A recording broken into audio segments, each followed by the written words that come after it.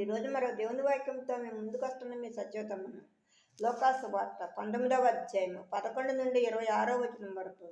వారి ఈ మాటలు వినుచుండగా తాను యెరూషలేమునకు సమీపంలో ఉండుట వలనను దేవుని రాజ్యము వెంటనే అగుపడునని వారు తలంచుట వలనను ఆయన మరి ఒక ఉపమానము చెప్పెను. ఏమనగా రాజకుమారుడు ఒక రాజ్యము సంపాదించుకొని మరలా రావాలనని దూరదేశములకు ప్రయాణమై తన దాసులను 10 మందిని పిలిచి వారికి 10 మీనాలనిచ్చి నేను వచ్చే వరకు వ్యాపారం చేయడని వారితో చెప్పాను. అయితే అతని పట్టణస్థులు అతన్ని ద్వేషించి ఇతడు మమ్మల్ని ఏలుట మాకు ఇష్టం లేదని అతని వెనుక రాయబారము పంపిరి.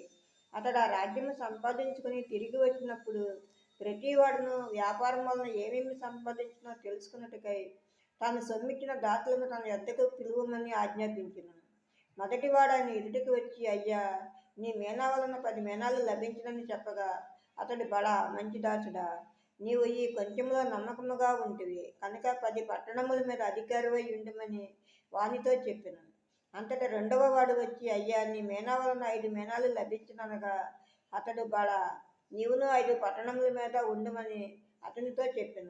అంతటి మరి ఒకడు వచ్చి, అయ్యా, ఇదిగో నీ మీనా, నీవు పెట్టని దానిని ఎత్తుకుని వాడవును, విత్తని దానిని కొయ్యవాడవునైన కఠినడవు కనుక నీకు భయపడి దీనిని రుమాలను కట్టి ఉంచుతానని చెప్పిన. అందుకతడి, చెడ్డదాసుడా, నీ నోటి మాటను బట్టి నీకు తీర్పు తీర్చుతున్నాను. నేను పెట్టని దానిని ఎత్తువాడను, విత్తని దానిని కొయ్యవాడనైన కఠినుడనని నీకు తెలియను కదా.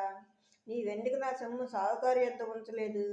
అట్లు చేసి ఉండిన ఎడల నేను వచ్చి వడ్డీతో దానిని తీసుకొనినే అని వానితో చెప్పి వీని యొద్ద నుండి ఆ మీనా తీసివేసి 10 మీనాలు గల వానికి ఈడని దగ్గర నిలిచిన వానితో చెప్పిన. వారు, అయ్యా, వానికి 10 మీనాలు కలవే అనిరి. అందుకతడు, కలిగిన ప్రతి వానికి ఇయ్యబడును, లేని వాని యొద్ద నుండి వానికి కలిగినది తీసివేయబడునని మీతో చెప్తున్నాను. ఆమె మరో దేవుని వాక్యంతో రేపు మీ ముందు ఉంటాను. అందరికీ శుభరాత్రి.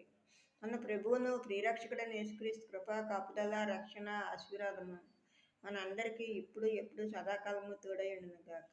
Amen, amen, amen.